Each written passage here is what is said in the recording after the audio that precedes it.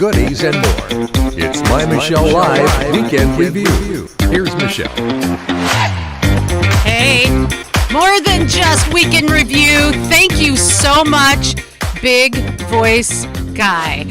We are actually looking at the entertainment that you can indulge in this weekend.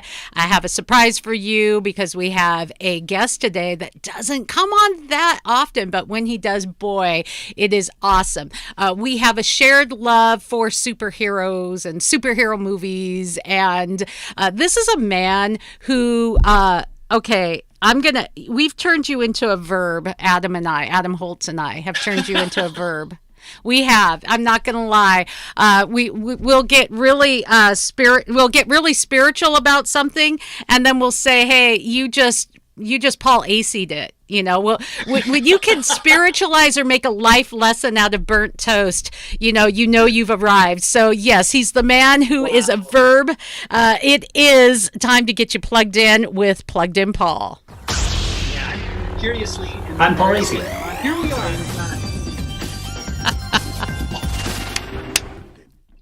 Ta-da! Well, welcome to the show, My Michelle Live. If you are new to My Michelle Live, hey, I'm so glad to have you. We went totally digital in November. Paul and I have been broadcasting together for a long, long time. So if you're just finding us, don't feel like you're late to the game. You know, we're just brand new, 100% digital. So you're in on the ground floor. Some fun stuff that is going on right now. We're going to get you plugged into the movies. We're going to talk more about stuff that Paul has written, some great books and some encouraging books. And we're going to talk about that as well. It's good to have you, Paul.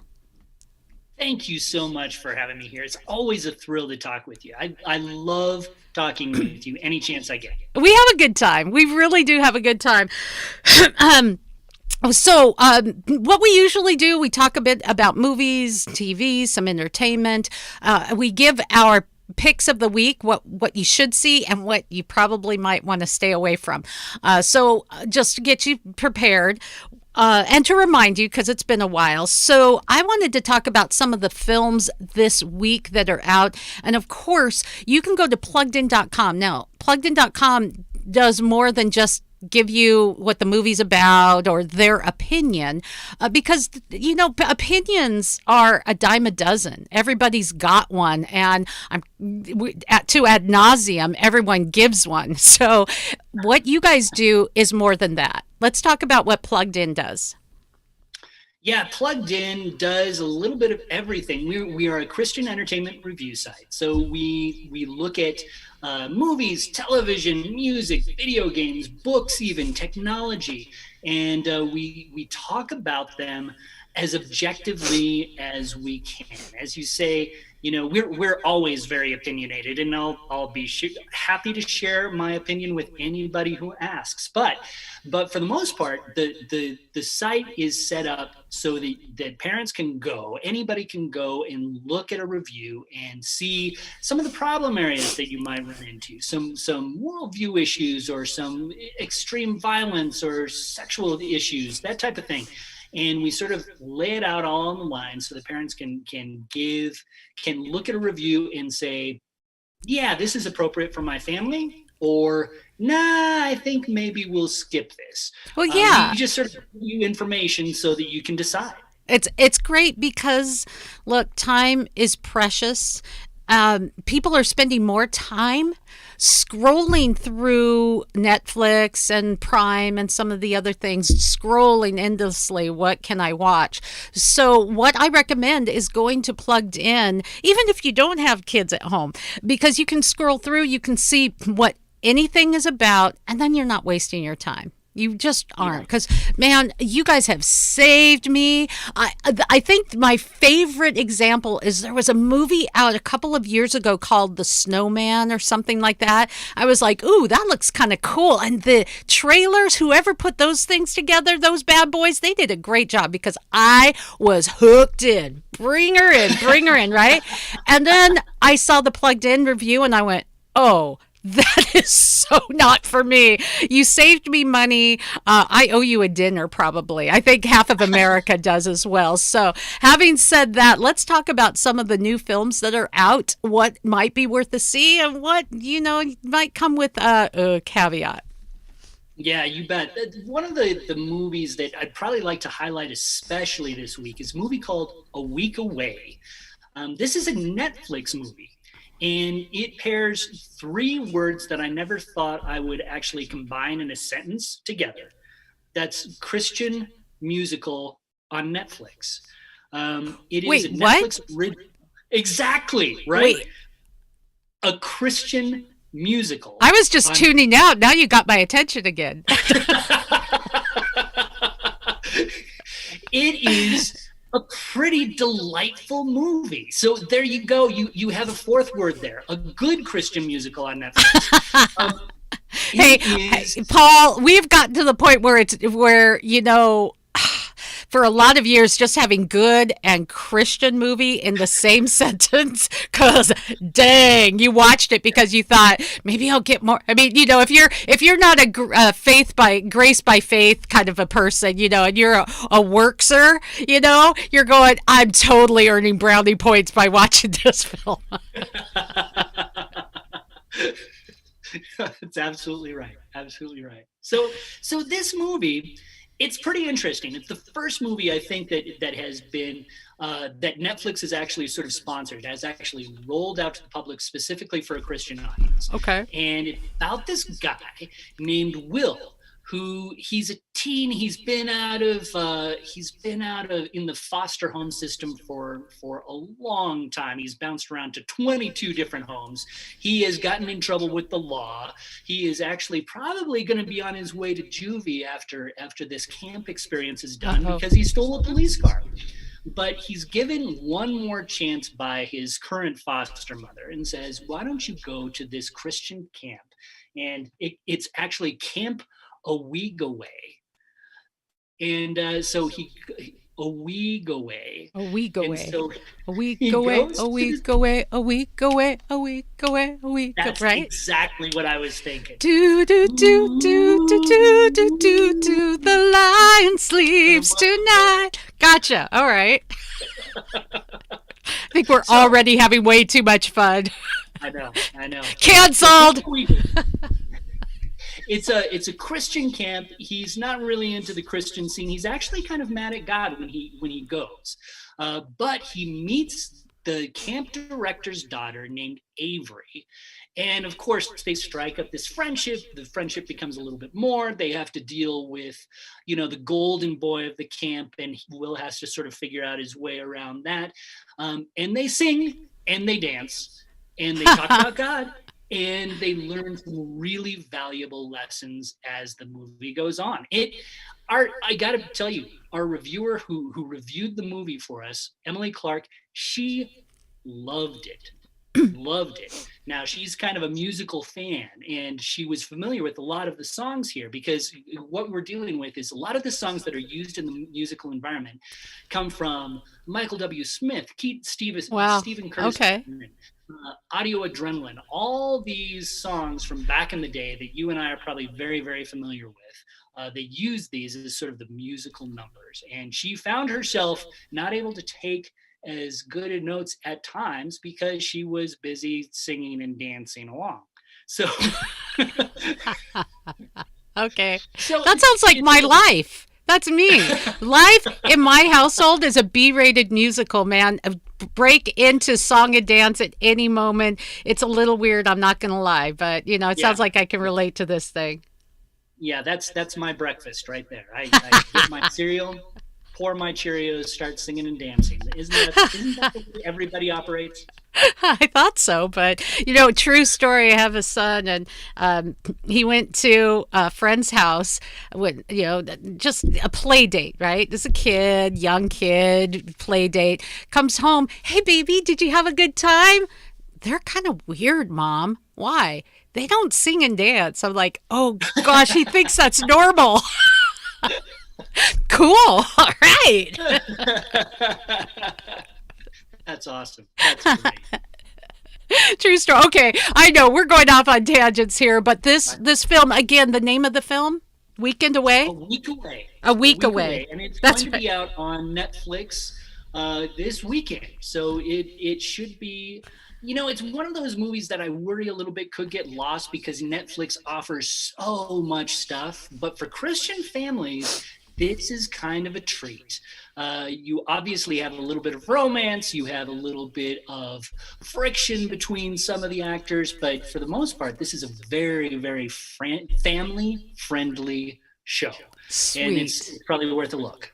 Awesome. Okay, a week away. I'm really excited about that there's actually something to get excited about. I wanted to talk a series because I got pretty excited about it, and that is Falcon and the Winter Soldier. So I watched it. I found it kind of a yawner. It was kind of, and I Did don't you? know. Did you? Well, I did not, but let's talk about this. Okay, so Let's unpack I thought this. it was interesting because I love the backstories, and that's to me part of why the Marvel universe. You guys hear me say this a lot. Part of why I think the Marvel universe is such a success because the characters are relatable. They're not these perfect Superman or Wonder Woman without flaws in any way, shape, or form. They're these demigods without on and on. Marvel, they're just people with abilities, and they have these struggles. And I will say what I liked about it was I've always been a Bucky Barnes fan. I like his struggle, the things that he's gone through, the humor that you see. It's been since the first Captain America movie where we got to see some of his sassiness and humor. That was really fun to come back to, and then seeing some of the backstory, the real struggle again that Falcon has in helping someone. Those things were kind of interesting, but I guess I'm not used to this long.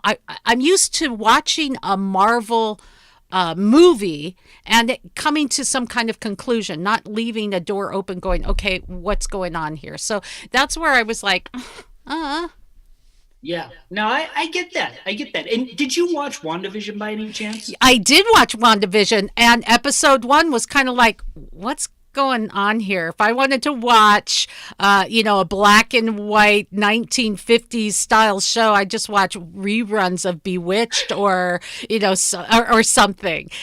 But you knew that there was it's building to something, and boy, did it! I loved WandaVision. I loved it. It did get very, very dark. I mean, very dark at the last 2 episodes, which was kind of disappointing because up to then, for all of your family, you could enjoy it. Yeah, when I watched WandaVision, one of the things that I thought is I wanted to see these characters actually in a sitcom that would go for a year, in some ways. And the setup for WandaVision was so creative and so unexpected. Wasn't it? It was awesome that way. It was really amazing, and I think you are absolutely right. It was stronger earlier than it was later, and when it gets into the later episodes, it gets darker and it gets a little more typical, actually. But the creativity of WandaVision, honestly, the reason why I bring it up is I think that maybe WandaVision might have spoiled us a little bit for the more traditional Falcon and the Winter Soldier. Get out. You were so right. You just got into my psyche. Get out. That's true. It felt like when you watch Falcon and the Winter Soldier, it feels like the beginning of a Marvel movie, a very traditional Marvel movie. And we've seen all those time after time after time after time. And that doesn't make it bad, but it does make it very expected. We feel the beats. We know these characters. There's nothing new, nothing different to pull us in. So because of that, it just feels a little bit more normal, as much as normal can be with a guy with a bionic arm and a guy who runs around with wings on his back. it felt a little bit more typical. Now, from my perspective as a plugged-in reviewer, the show also had more problems than WandaVision too, right? It had some PG-13 level swearing that we didn't hear a lot of in WandaVision. It felt more violent in a lot of ways, and people actually die. They get hurt and even die in this opening episode. So those are cautionary elements. But I am still curious to see where the show goes. It's interesting to see this new. Can we get into spoilers here? Do you want me to? Yeah, it's fine. You can just if you don't want to be spoiled, just do the la la la la la la la la. Yeah. I'll wave you on when it's safe. Yeah, so no. So we have a new Captain America on the scene, right? And I'm interested to see where that character goes. We know who John Walker, the new Captain America, is from the comics, and he's sort of this hyper patriot. So you have that element along with the flag smashers that are against any sort of nationalism at all. So I think that we have some creative tensions that I'm looking forward to see where they go from. I'm both looking forward to and wondering if they're going to get 2020, 2021 political. Okay, instead of the traditional comics, are they going to preach a message that is only indicative to this time? And then, or if they're thoughtful enough to look forward and say, we're going to look back in 5 and 10 years and laugh at this time and go, oh my gosh, I can't believe it. So I don't know. I wonder, what do you think? No, I am curious about that as well. It does feel more topical. I think that in WandaVision, just even the setup with all these different sitcoms from so many different decades, it gives it sort of a more timeless feel and on a more centered family feel. This one feels like it's issues driven. And I do think that it'll probably get more political than some of us would like. Yeah, because I at this point, I am just plain tired of everything having to be political. I live in the northwest corner of the United States in Seattle. You can't go to a Sounders match without politics in your face. I don't go to a game to get political. I go to a game to escape all of that. I don't care who you voted for, what your leanings are, the color of your skin, what you ate for breakfast. Man, when we're at a game, we should be. I love the feeling of we all stand together and we do sing the national anthem because let me just get political. I'm sorry for a moment. Well, we're always going to struggle with liberty and justice for all. We sing that national anthem because that's what we aspire to. We're working on that together. And so I love that. So, get the politics out of it. So, yeah, I'll be disappointed. But let's look at another superhero gosh, it should have been broken into a series because 4 hours of Justice League, really? Are you kidding me? I mean, that's like an all-day thing, man. By the time you get up from that, your hindquarters are tingling from falling asleep. I mean, that's just ridiculous. Is it worth 4 hours? I mean, you've got to be dang good to be worth 4 hours of my time unless it's broken up. Well, I got to say that when you were giving your introduction on all the good things that Plugged In does, and thank you so much for that, one of the things that I was thinking of is we watch movies like Zack Snyder's Justice League so that you don't have to. It is a commitment. You have to sit down there, and I was the guy who reviewed it. And granted, did you get paid overtime for that? I should have gotten hazard pay. Really. Oh, boom! It is one of those things, and granted, the way we review movies now, you're not sitting in a cushy movie theater. You don't have I'm sitting at my desk, not unlike what I'm doing right now, and you're watching it on a small screen. You're taking the notes. It is not exactly a cinematic experience, but I'll tell you, 4 hours of Justice League felt like 4 hours, and that's not what that's not what a superhero movie should feel like. Or It should an feel epic like film. Or an epic film, Paul. I mean, think about back in the day watching Lord of the Rings, and that was like, are you kidding me? 3 hours worth of movie. But that movie was, you got to the, and you knew it was a long movie, but man, you were entertained. All of the film, the ups, the downs, the quiet parts, and I can watch that film again and again. It is just it's a masterpiece as far as I'm concerned. Lord of the Yeah. Rings, woo, baby.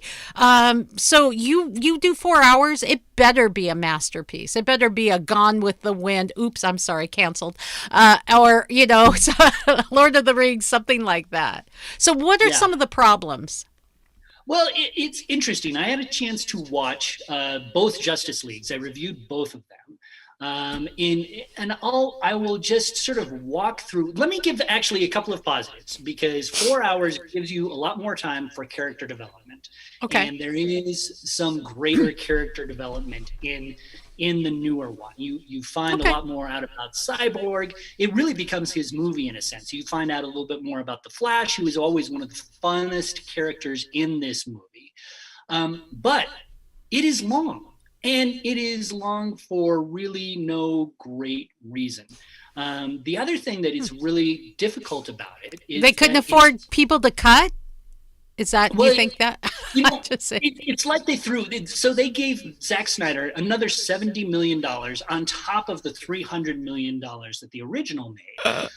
So he had $70 million to play with, and it feels as if he just didn't have anybody saying no. There's a scene where someone sings for 4 minutes, just sings like this sort of funeral-like dirge as Aquaman goes back into the water. And I was kind of thinking, for a 4-hour movie, this is a place we could have cut. 15 seconds would have been good. The other odd thing about it, and frustrating thing for me as a reviewer for Plugged In, is that it's an R-rated cut. They moved it into R-rated territory. They had a little bit more language. They had some F words that you had to account for. The blood was a little bit more extreme. It was unfortunate to see. And I understand that there are some R-rated superhero movies out there. When you're talking about characters like Superman, like Wonder Woman, like Batman, these are characters that grew up in a more innocent age, right? Thank you. And hold been- on, you keep talking. I'm grabbing one of your books, your Batman book. I'll be right back. You bet. So they have these characters that we've grown accustomed to decade after decade after decade. And these characters are also, originally part of, let's be honest, a lot of their comics were intended for children. And I think that when you bring Superman, Batman, Wonder Woman, these characters that we've grown up with. I grew up watching Super Friends on Saturday morning Yes. TV. Yeah. And Sorry, so Gen Z, you missed out on Saturday mornings. That was something to live for. That was when life was good. Not a care in the world. Your bowl of cereal. Parents slept in, and you Super Friendsed it up. Yeah. No, it was fantastic back in the day. And so these characters, I don't think they feel that comfortable, honestly, in an R-rated world. Now, you can make an argument for Batman, obviously, but for me, you don't need R-rated content to make a really powerful story based around these characters. No, and then the other thing about that is the timing's bad. This is a time where we really want to come together. We are spending an exorbitant amount of time with our families in lockdown. So what you're doing in upping it to an R rating is ostracizing some of the audience. And that's not how you build a franchise either. If you want to really build your franchise, and you're playing second fiddle in a lot of ways to the Marvel universe, you're going to want to make it more accessible to more of your audience. And you're not doing that when you're dropping F-bombs all the time. Yeah, absolutely. And to riff a little bit off of that, the other thing about this movie, as you talk about, we've all been dealing with COVID for more than a year now. We have been living with a lot of fear, a lot of anxiety, a lot of issues as time has gone on.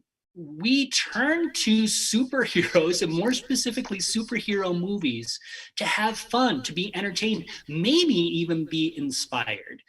Zack Snyder's Justice League ends on a really down note, No. a really sour note. And I think that it honestly it made me feel a little bit grimy as the show finally came to an end. And that's not the way I want to feel after I've watched Dude, if I've invested 4 hours of my freaking life, I want a payoff at the end. I want a payoff, man. I either need free popcorn and a free slushy, or at least something. I don't want to be left with a downer. So it's really too bad. And I also think that Disney, very smart in the way Disney has presented like WandaVision and now the Falcon and the Winter Soldier, something for us to indulge in and get interested in and watch from week to week. Justice League, with all of those 4 hours, man, you really could have done that, right? I mean, you could have broken it up into an 8-part series. That would have been maybe a little bit more palatable. So there you go. I think we lest we spend 4 hours talking about it, let's move on. And I could, I'll tell you. Anything else that is maybe worth a mention for this weekend? I'm going to mention Resurrection. This is a Bible-based movie that you will find on Discovery Plus. Okay. So Discovery Plus is obviously a new streaming system. Roma Downey and Mark Burnett are the folks behind Resurrection, and you're familiar with a lot of their biblical work. They were famous for bringing the Bible to the History Channel several years ago that broke all sorts of ratings records. This new movie is, as you might guess from the title, about Jesus and the resurrection. It doesn't deal as much with the crucifixion as a lot of these stories do. It actually begins in earnest after Jesus is gone, and the disciples are trying to figure out what to do next. They're fearful. They doubt that Jesus will come back. They're worried that the Romans may be after them next. So it gives a little bit of a grounding, and we watch this show not as much through Jesus's eyes, but through Peter's, and we watch him transform from the man who denied Jesus 3 times before his crucifixion to the man who would become the rock of the church. And the transformation, I think, is pretty fascinating. I had a chance to talk with Roma Downey about this project. Oh, did you? I did. She tends to do a labor of love in these, doesn't she? She really does. Attention to detail. Yeah. Yeah, you can tell that these projects mean something deeply to her. And she was saying that this is a great chance for families to come together and watch something in advance of Easter, and I think that she's very proud of the production, and I think that it holds up pretty well. All right. What else did she say? I'm kind of interested. We had share. Yeah, we really did, and I think that she was very, very excited about everything that had gone on. She talked to me a little bit about how she had watched a lot of these Easter shows as she was a child growing up in Ireland. It was the biblical movies became sort of a part of her childhood. She was mentioning that sometimes those biblical epics have not aged as well as they might have, and so you have this sense that maybe new audiences need new biblical movies, and that's what she's really trying to do here. We talked a little bit about how she was trying to reflect the realities of the day. The difficult political realities that you have between Pilate and Caiaphas as they battle over this thing. It was really nice to talk with her, and I think that she just loves doing these projects. She really does. It's kind of exciting too. And as we get closer to Easter, I am interested in maybe some Easter films that we can indulge in and get our families, I don't know, geared up for something more important than all of the crazy things that continue to plague us on the news. Yeah, absolutely. Kids need it. Families need it. Come on. Absolutely. And that was something that she mentioned as well. I think that she is as aware as anybody is about the season that we have come through. And she found some interesting parallels between the time that we're living in, this COVID, post-COVID time, and what some of the disciples were dealing with. They too were anxious. They too were afraid. They too did not know what the future held for them. And so to watch this story of hope, she feels may offer a little bit of hope to people who are watching it. I'm glad to hear that. You did actually, if you go to pluggedin.com, you put together a blog on Jesus films where you can stream the story of Christ in time for Easter. So you have a host of suggestions, where you can see things, and I appreciate that. Then you take all the research out for us, research work. So you might want to go to pluggedin.com. Any other recommendations along those lines for families? There are so many great movies about Jesus out. One of the actually 4 that I mentioned in the blog were essentially word for word retelling the Gospels that you can find both on Amazon Prime and on Netflix. They're the Gospel of Mark, the Gospel of Matthew, Gospel of Luke, Gospel of John. These word for word cinematic retellings of what Scripture actually says. And on the other end, I'm a sucker for Risen. That was a film that came out a few years back. I think it was 2016. And for me to see a story of the resurrection told in such a new and different way, it's a fictional story, but it takes this Roman soldier who is tasked with finding out where this body of this Jewish criminal wound up. Why did it suddenly disappear? And it sort of unpacks the story from his point of view, and it becomes sort of this detective thriller in a way. Yes. And that's a new take that I had not seen before in this age-old story. So I'm going to be honest with you. To me, it felt like watching a real movie. This is where we're at in this time in history. We're entertained and we get our knowledge and stories from movies and things like that. It helps. It unfortunately will kind of mold us in our thinking process. It just really has. So a really good story is an important one. But having grown up and heard all the stories, and it just seems like it's a visualization of the same story that I've heard again. And it's an important story. I get it, but it really does feel like I'm sitting through a church service, just a little bit more entertaining. So seeing this, there are so many other there's more to the story. There's the story of the life, death, burial, and resurrection of Jesus Christ is a fascinating one. Even if you don't adhere to it, it's a fascinating one. And the historical connections, the documentation that's there is, if you're not a Christian, you're going, ooh, that's Twilight Zone-y, man, right there. That's some serious woo stuff, right? But you think of all of the people that were likely touched by Jesus. The Bible says that that the world couldn't contain the volumes of books that would be written about the things that Jesus did and the stories. So to speculate on that, no, it's not scripture. No, you can't preach on it, necessarily. But yes, there is some stories there. And that Risen, if you haven't seen it, this is the Easter for you to watch it. Boom, there you go. I said my piece. I totally agree. I think that sometimes unpacking some of these things, obviously they're not scriptural, as you say, but they can bring new life in a story that sometimes not we sometimes just get too familiar with it, honestly. And so when you bring some new life to these stories, it can help us see these stories in a new and fresh way, and it makes it all the more impactful for those of us who call ourselves Christian.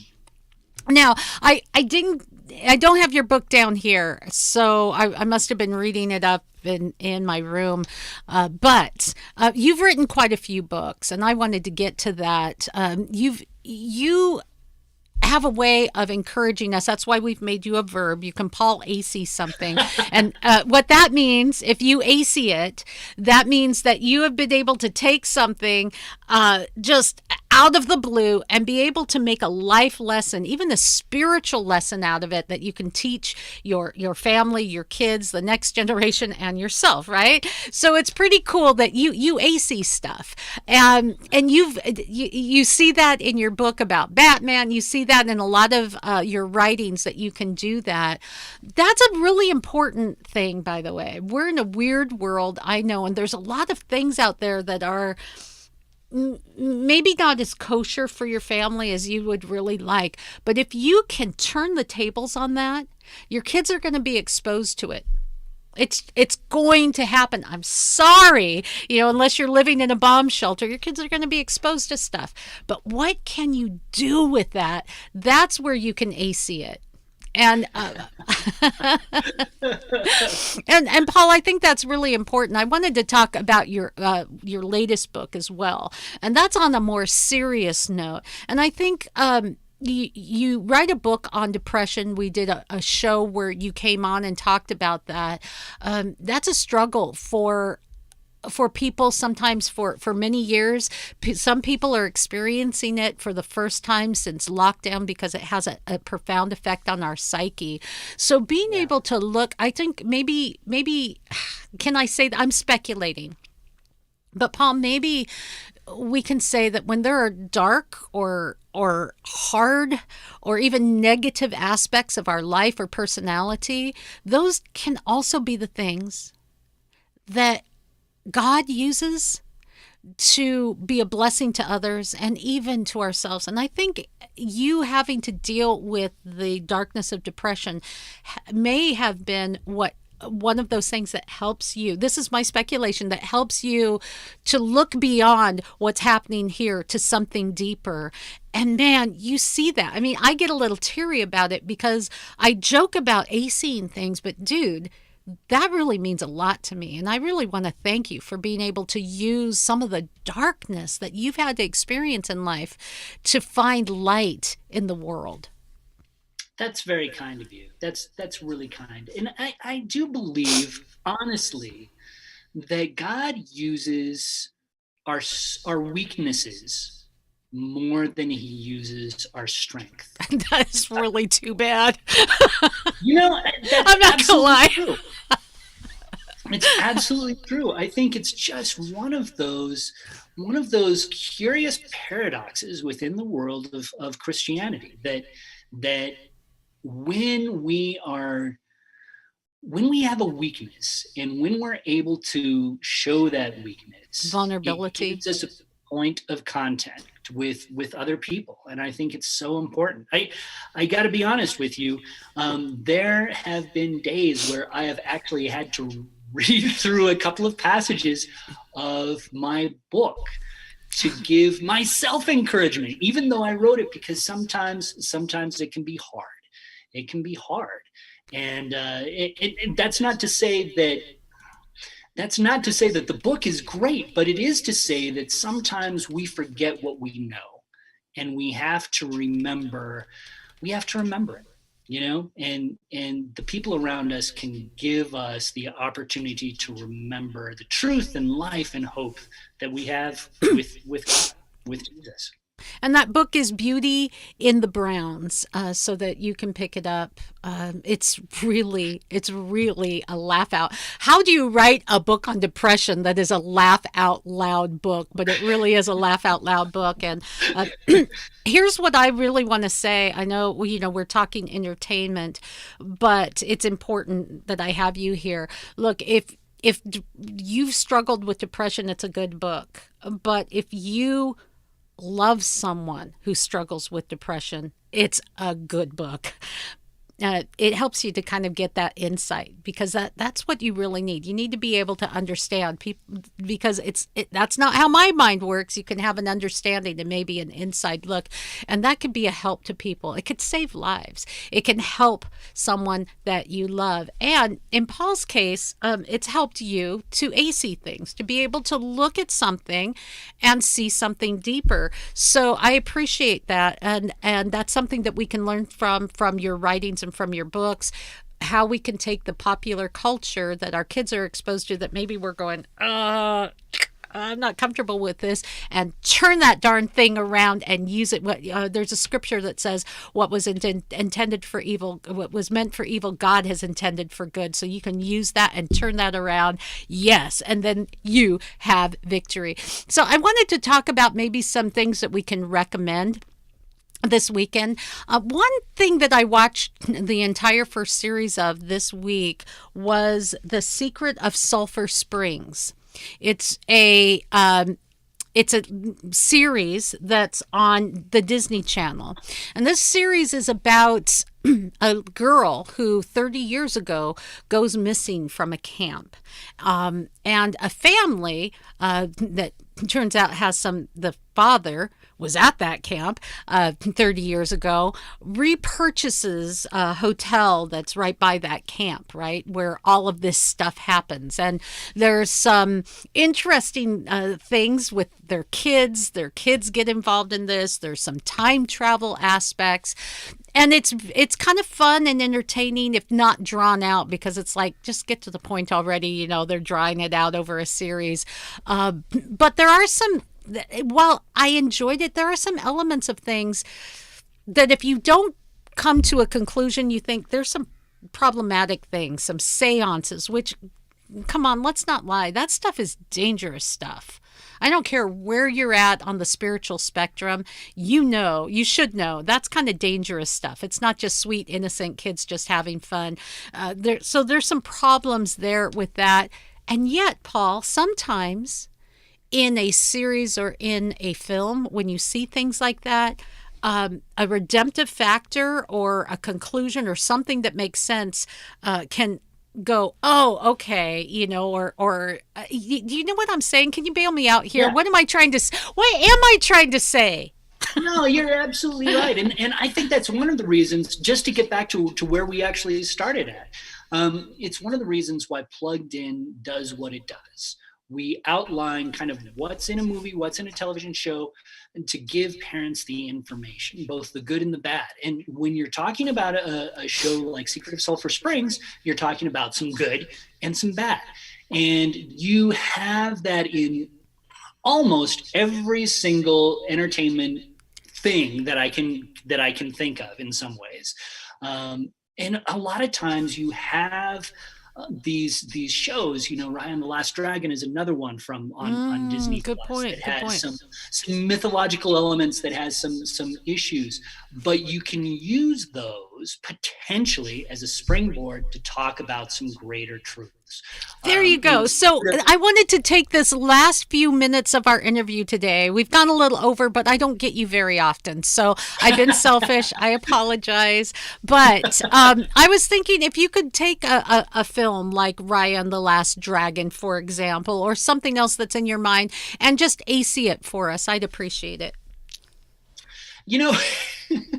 It's an interesting thing, and I think that I actually haven't seen Raya, so I can't tell you about that one. But even when I think about something like, we spent a long time talking about like Justice League, right? And how it was 4 hours long, and that's way too long for a movie, how it had R-rated content, and that's a problem. And yet, when you look at a movie like that, it does have some strong messages attached to it. It has some powerful messages that you can glean from it. Now, this is no suggestion that you need to sit down with your family and watch 4 hours of R-rated superheroes. But at the same time, when I think about the heroes that are involved there, it's really a message of unity. It's a message where people are gathering together and fighting for something good. They're setting aside what might separate them to what might unite them. And in some ways, that's a great message for our time, right? One of the things about Zack Snyder's DC movies is that they are saturated with spiritual content. He works very hard at drawing parallels between religion and faith and some of his characters. And Superman, which always had been designed as sort of this messianic character from the very beginning, he strengthens that element within his movies. Here's another spoiler alert. I'm just going to pause right here. If you haven't seen either of the Justice Leagues, the movie starts off with Superman dead.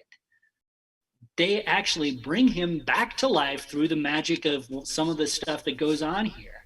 And this salvific figure becomes a huge conduit. Now, on one level, that's hugely problematic. We can say this is not right. The only person who is ever, this is an issue spiritually. This is an issue for Christianity.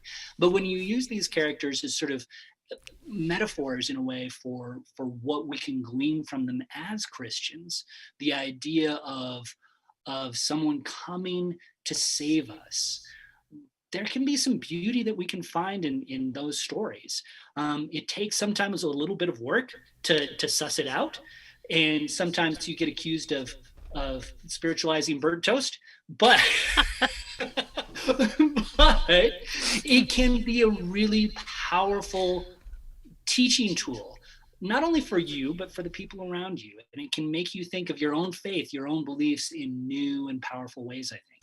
I like it. Well, with that, I want to thank you so much for joining us today. I know Adam is taking some time off. Adam Holtz is often here with us for our Plugged In movie reviews. But hey, Paul and I go way back too. And thank you as well for listening. You can watch this on YouTube, our Facebook page, and on MyMichelleLive. And then you can hear the podcast version all put together with a lot more elements. If you are on MyMichelleLive and listening to, Apple, everywhere you can hear a podcast. So thank you so much. Let's end this thing. Here we go. I'm Paul Lacey. Here we are.